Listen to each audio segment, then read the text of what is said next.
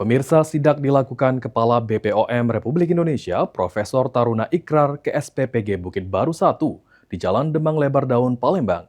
Dari pemeriksaan tersebut, Kepala BPOM RI menyoroti kondisi IPAL SPPG yang kurang layak.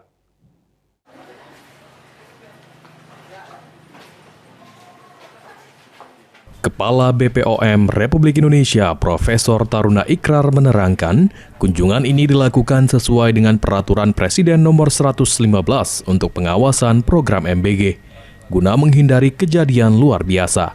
Pasalnya, pada tahun 2025 lalu terdapat 21.094 kasus keracunan. Kunjungan ini untuk memastikan bahan baku, proses produksi, penjamah makanan, distributor MBG aman hingga ke penerima manfaat. Satu hal jadi sorotan di SPPG ini, yaitu kondisi IPAL yang terbuka.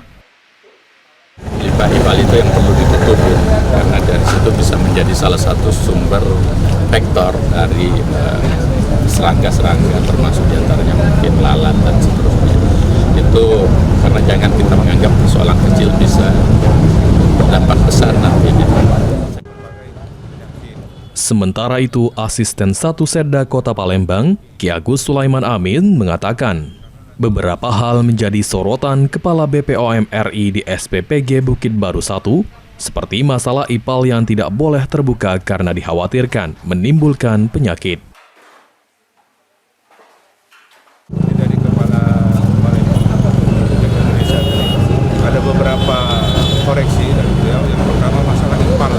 Jadi IPAL-nya tidak boleh terbuka, karena dari terbuka itulah akan menimbulkan berbagai. BPOM akan melibatkan instansi lainnya termasuk pemerintah daerah untuk mengawasi SPPG. Sandi Pratama, PAL TV.